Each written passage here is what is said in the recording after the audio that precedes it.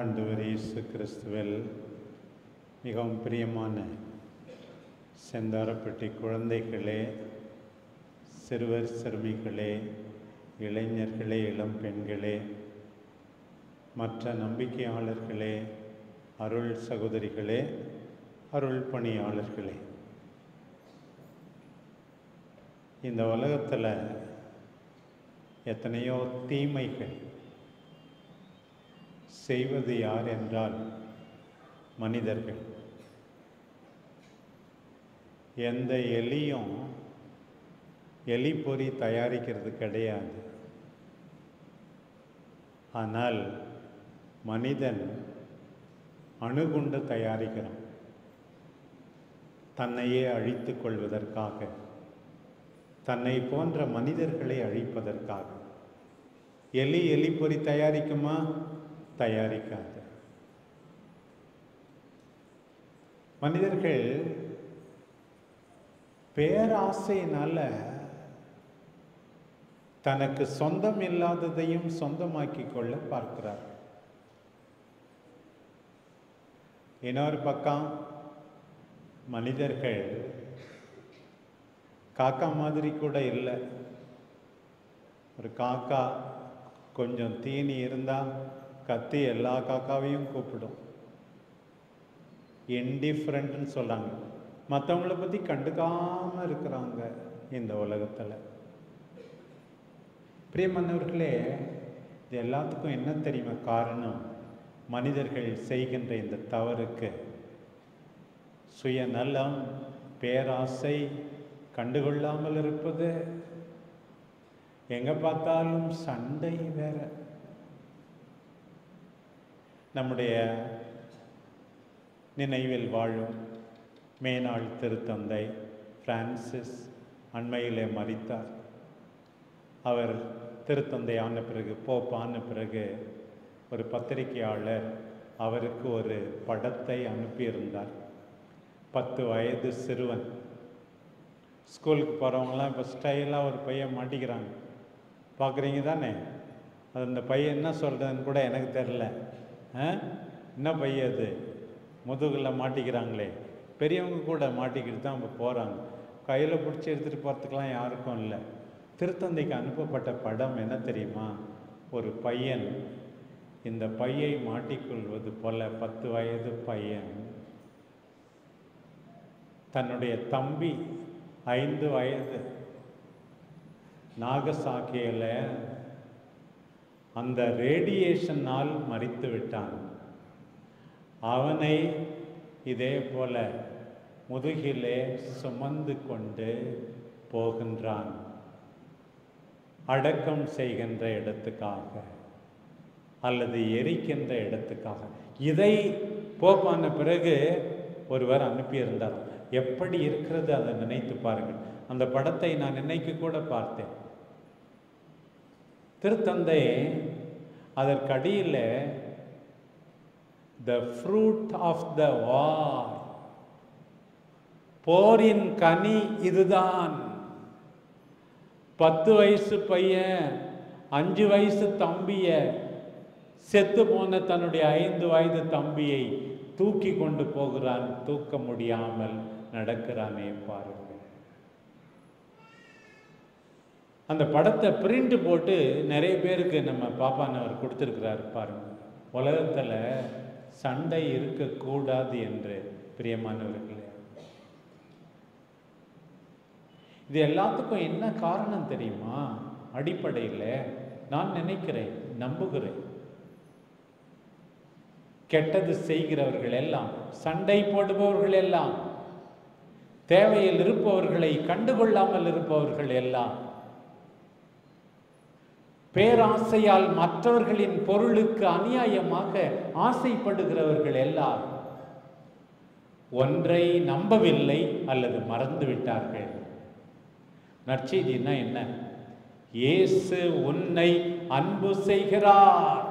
Jesus loves you, Jesus loves me.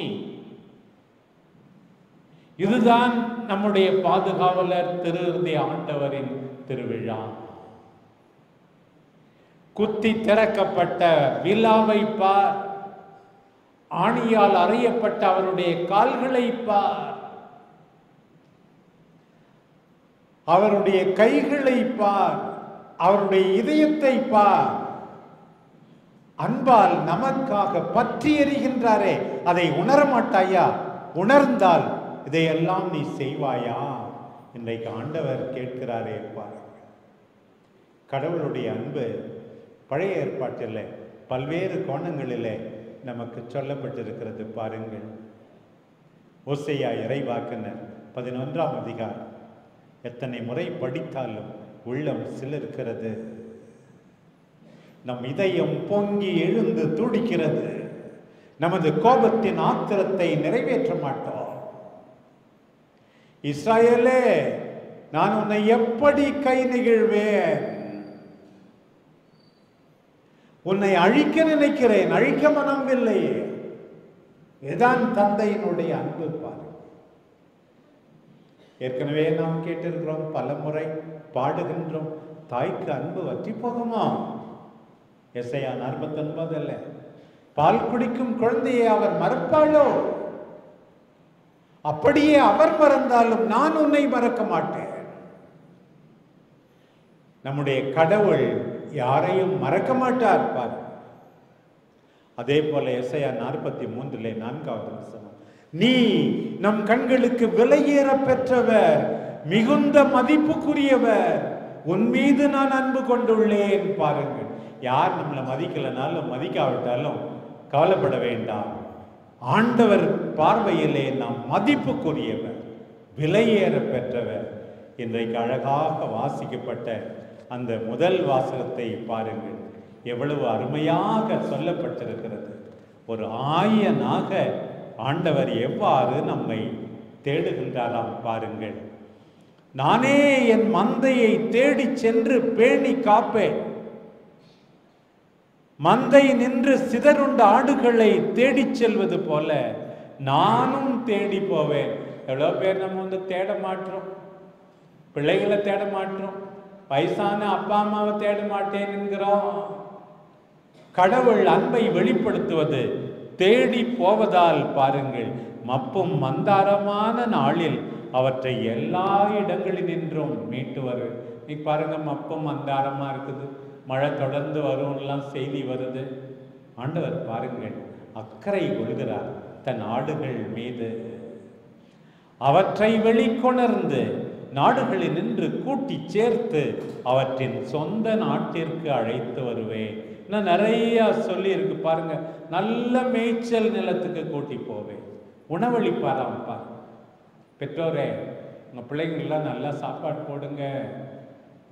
அப்படித்தான் அன்பை நீங்கள் காட்ட வேண்டாம், கடவுளுடைய அன்பை காட்ட வேண்டாம்.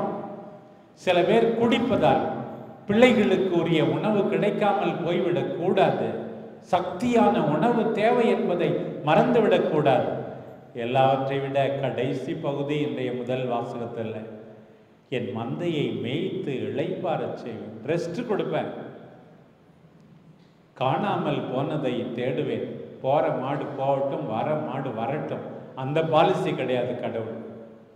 காணாமல் போனதை தேடுவேன், அலைந்து திரிவதை திரும்ப கொண்டு வருவேன், காயப்பட்டதற்கு கட்டு போடுவேன், காயப்பட்டதற்கு கட்டு போடுவேன், நலிந்தவற்றை திடப்படுத்துவேன்.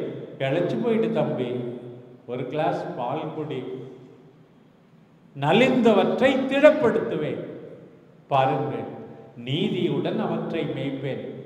சில ஆடுகள் இன்னும் பெரிய ஆடுகளால் முட்டி காயப்படுத்தப்படலாம், நீதியுடன் நான் மேய்ப்பேன். எவ்வளவு அன்பு பாருங்கள். இதுதான் பெறுகிறதே ஆண்டவருடைய அன்பு பாருங்கள்.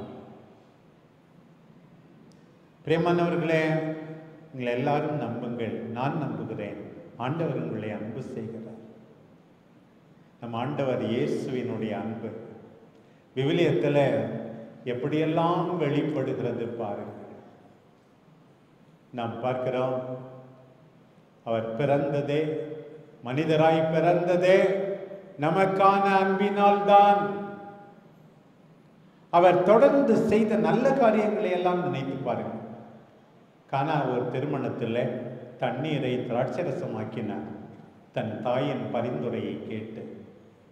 மற்றவர்கள் கஷ்டப்படும் போது அவருக்கு வராத நேரமும் வருகிறது பாருங்கள். இந்த மக்களை இப்படியே அனுப்பிவிட்டால் அவர்கள் வழியிலே சோர்ந்து போய் விழுவார்கள். இந்த மக்களை இப்படி அனுப்பினால் சோர்ந்து போய் விடுவார். எனவே 5 அப்பங்களையும் 2 மீன்களையும் 5000 பேருக்கு பலுகச் செய்கிறாரே பாருங்கள். முக்கியமாக நோயாளிகள் மீது நம் ஆண்டவருக்கு எவ்வளவு அக்கறை, எத்தனை புதுமைகள் நோயாளிகளை குணப்படுத்தியது பாருங்கள்.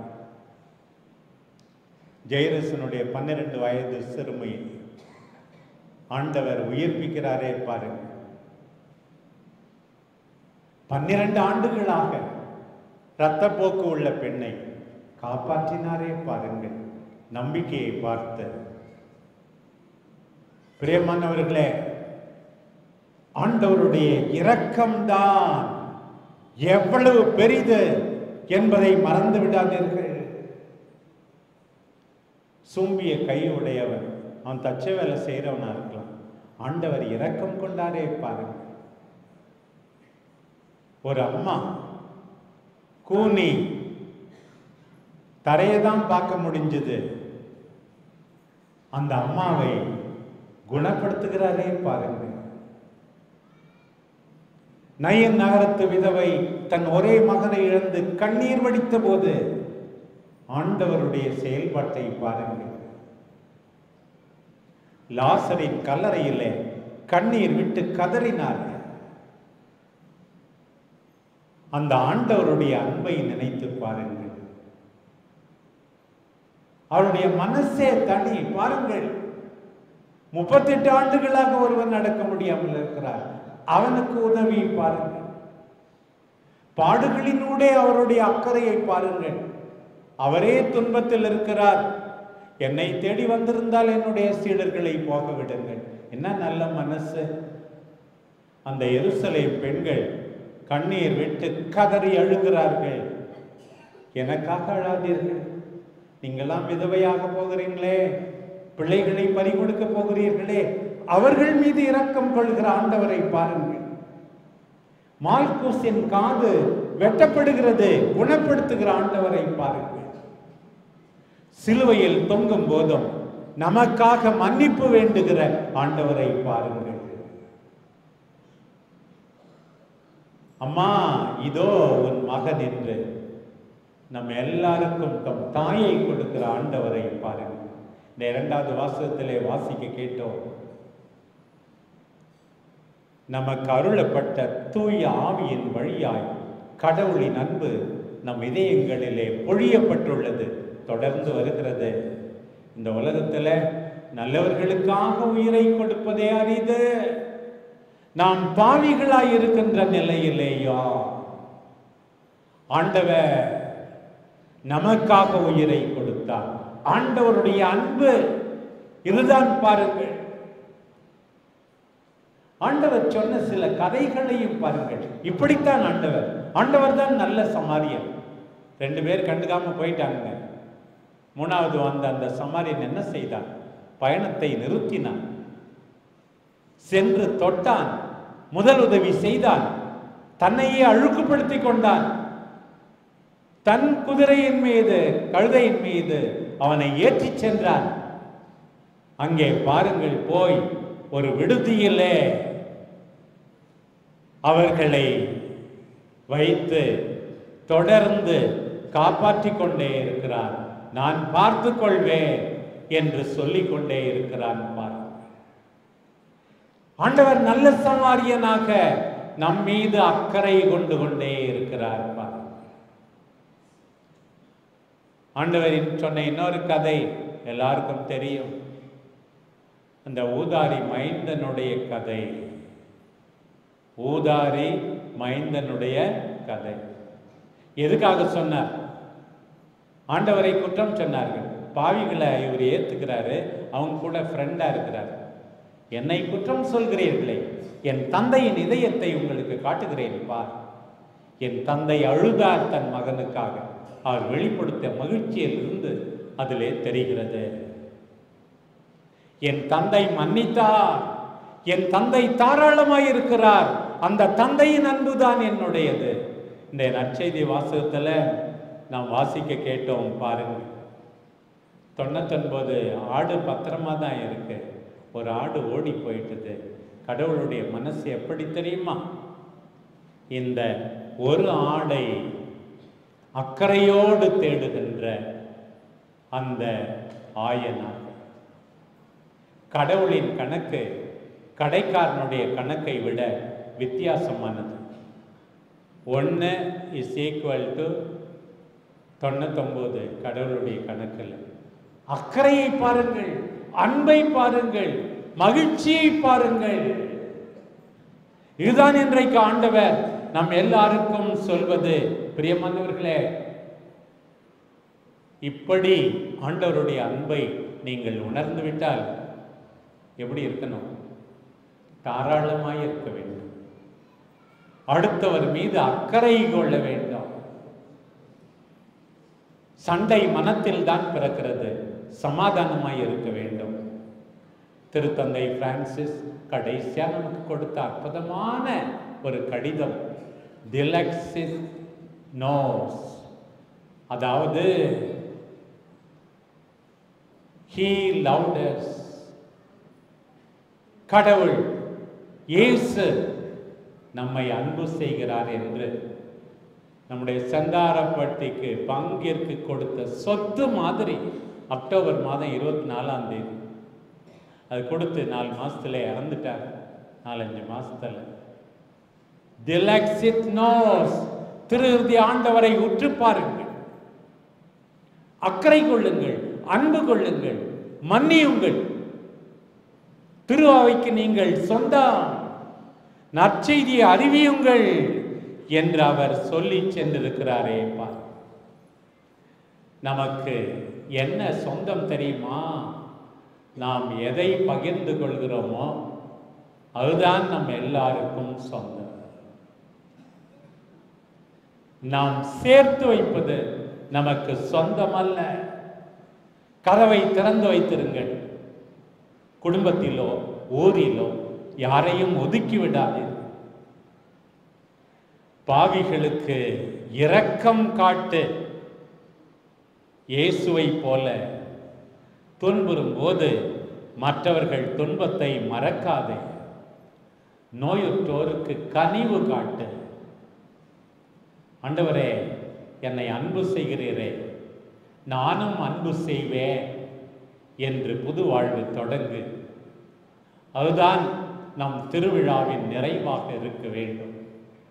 ஆண்டவர் உங்கள் எல்லாரையும் நிறைவாக தம் அன்பினால் நிரப்பியுள்ளார். உங்கள் குடும்பத்தை, ஊரை, திரு அவையை, உலகை அன்பினால் நிரப்புங்கள். நம் அன்பு தாய் அன்னை கன்னிமரியா இதயம் முழுவதும் அன்பால் நிறைந்திருந்த அந்த தாய், அக்கறை கொண்ட தாய், மற்றவர்கள் துன்பத்தை குறைத்த தாய், ஜெபித்த தாய், நமக்காக பரிந்து பேசுவார்களாக. ஆமென்.